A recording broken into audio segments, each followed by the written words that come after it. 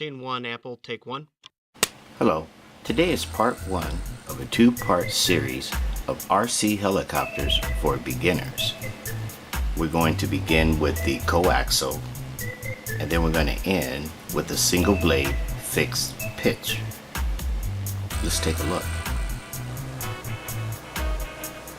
The average beginner would start with something like a 3-channel coaxial indoor helicopter. Now let me explain. The coaxial is simply the fact that it has the blades on the top and the blades on the bottom. The 3 channels are simply this.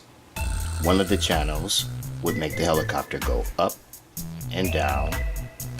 Then another channel will be responsible for turning the helicopter left and right, or right and left. And then the other channel would be responsible for making the helicopter go forward and backward.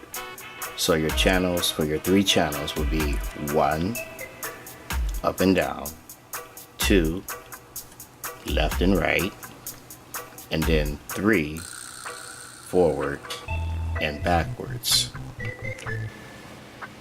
There are really 2 main reasons why coaxial helicopters are strictly indoor only, and I'm going to tell you guys in advance, no matter how big and fancy the helicopter looks, if it's a coaxial helicopter, it's generally not going to do that great outside. The reasons being are this. Number 1, you have a fly bar.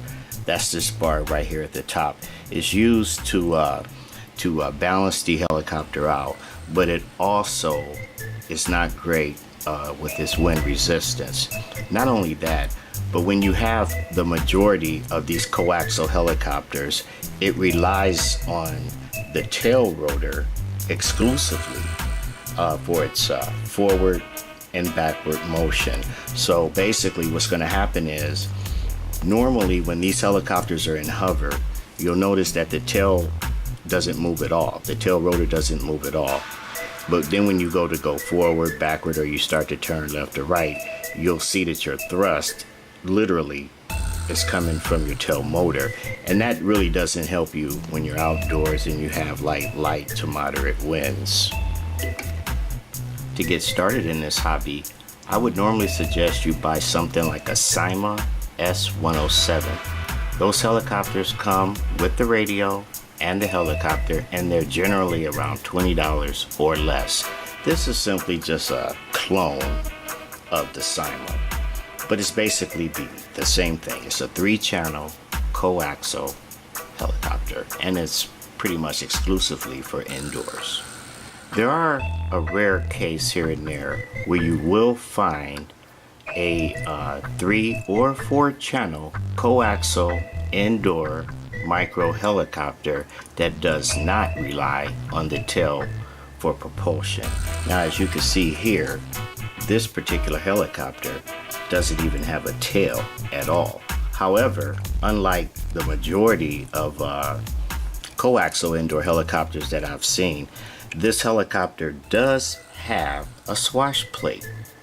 The swash plate is what gives the helicopter its forward, backward, left, right, strafing side to side and all that. Because what happens is, as you move your transmitter, the swash plate will tilt and then make the blades tilt to go in whatever direction that you're trying to go.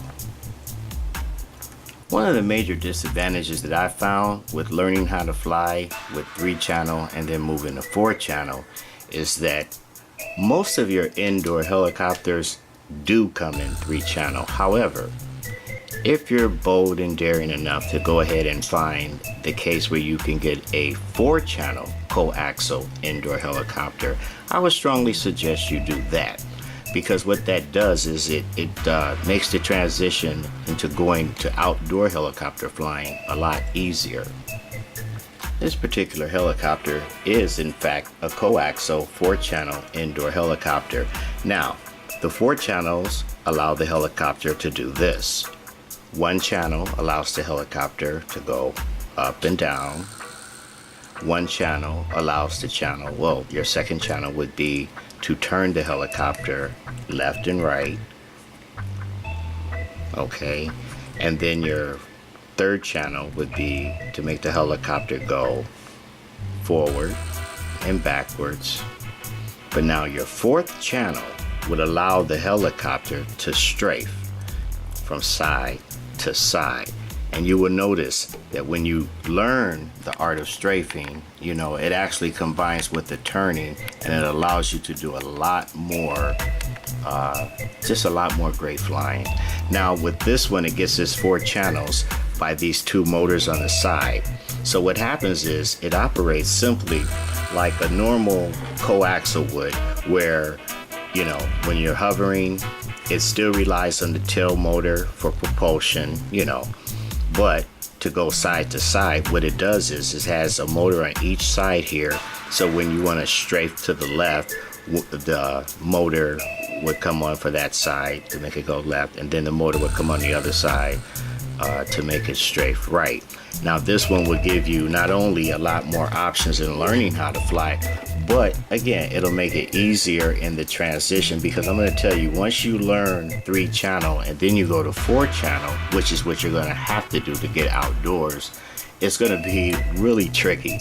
So again, if you can find a 4 channel indoor coaxial, then that would be a better option to start with. Now there are cases where you have some people who don't want to mess around with learning how to fly indoors and things of that nature, and they want to get straight outside and start flying. For that purpose, I strongly suggest you get a WO Toys V911. Now what this helicopter is, this is just a H911, sort of like a Warbird Collector's version. Here, let me zoom in and show you guys the thing here. But basically what it is, it's a V911. It's just their special one. Hang on, try to zoom that in here. There, as you can see, it's an H911, but it's pretty much the Warbird version of the V911.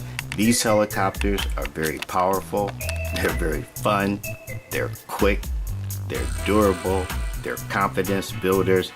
And one thing, when you start flying these type of helicopters, you will become well acquainted with trees, your neighbor's yard, roofs, and places that you probably haven't been since you were a kid.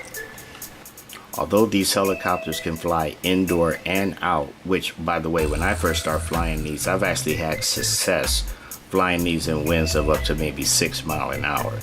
But one thing that limits these is that they also have a fly bar. They're not as restricted as the coaxial, because what you have here is you have a single blade. And by the way, this is what they call fixed pitch. Fixed pitch meaning simply this: whenever the swash plate moves, the blade is fixed. It doesn't move. The blade basically tilts whenever the swash plate tilts, whatever direction that you're going. But although these are able to fly outdoors, they are still restricted by that fly bar. Okay, that covers part 1. In part 2, we're going to get more into fixed pitch, fly bar less, and collective pitch flying. Thanks for watching.